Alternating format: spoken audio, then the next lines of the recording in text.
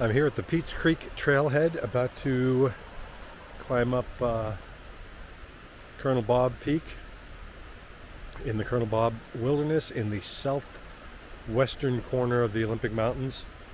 If you come here to do Colonel Bob, this appears to be the trailhead. There's a trailhead sign, there's a trail that goes down there, you can hear the creek, and yes, if you go down that way you will indeed get to Peats Creek. But that is not the way to get to Colonel Bob. And as I understand it, I've never gone down that way. That trail just goes for maybe a couple of miles and ends. I think it used to go somewhere, but due to logging or something, the trail got bisected and it doesn't really go anywhere anymore. But back this way, across the road, you'll see the sign for the Peats Creek Trailhead. You actually want to go across the road, past that sign, maybe 100 feet or so. And then there's a trailhead that cuts up into the woods. Starts off pretty steep and stays pretty steep. Gets you up to the intersection with the actual Colonel Bob Trail, which comes over from the Lake Quinault area.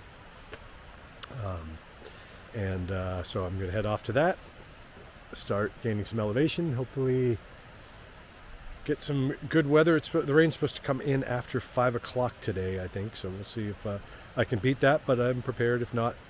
A day in the woods is a good day, whether it's rainy, sunny, or snowy, or something in between.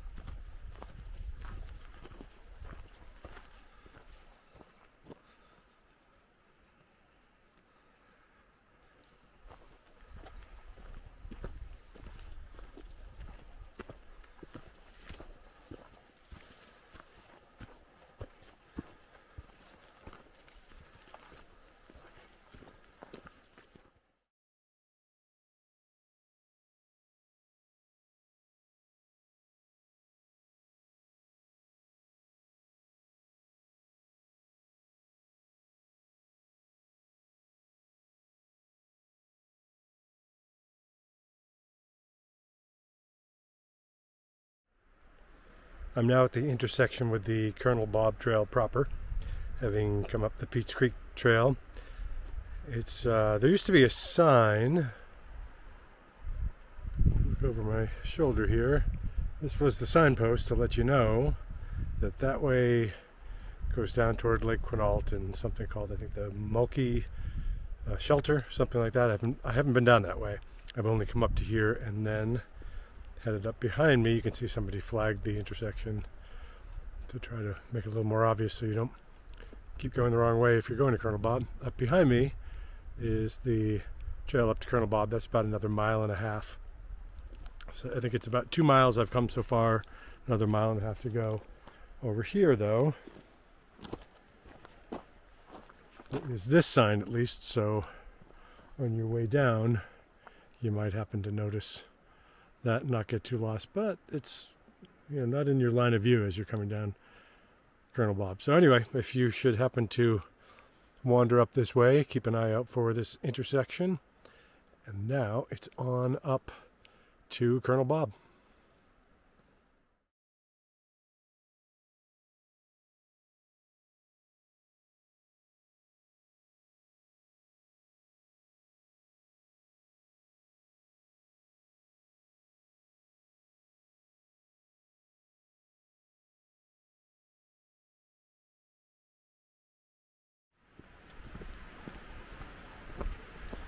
This is where the trail drops down a little bit into an area called Moonshine Flats, which I've never done this hike as an overnight, but apparently it's a good spot for camping. There is a creek that runs through it, so there's water available.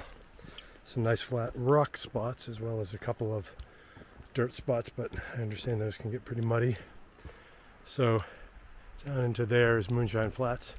I'm going to pause so I can use my poles and pick up a little bit from Moonshine Flats, but you can maybe see some of the mountains off in the distance. So we should be able to see some nice stuff as we gain the last of the elevation after Moonshine Flats.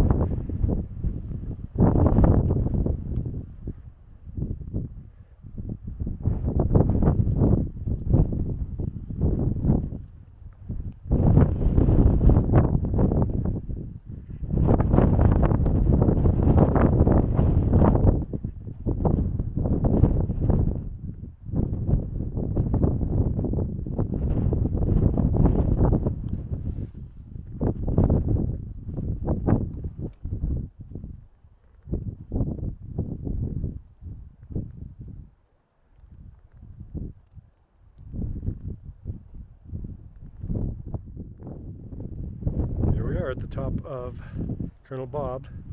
I think what I've been told is that this is actually the site of an old fire lookout. So it's not truly the peak of Colonel Bob, but it's what the trail leads up to. As you can see, it's a little cold and windy up here, so I've added a few layers. Nice hike. It's I knew it was steep. I've done it 4 or 5 times, but it was harder than I remembered. But I enjoyed it. I think over here behind me is the actual peak. There's a way to scramble over there, and I always say, oh, maybe I'll scramble over that once I get up. After I do this, and I'm usually a little tuckered out. It looks a little intimidating, so I think I might skip it today.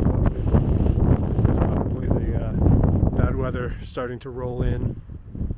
I don't think I'm supposed to get rained on for a little while yet, but it'll be coming, and I'm best to get back down. I'm going to have some lunch up here first, though, and enjoy this beautiful area. Mount Olympus behind me. And this is not the Colonel Bob's, far from the tallest peak in the Olympics, but it is the tallest here in the southwest corner, so that's what makes for the incredible views that you just there's nothing blocking your views in any direction, really. Behind me is Lake Quinault River Valley.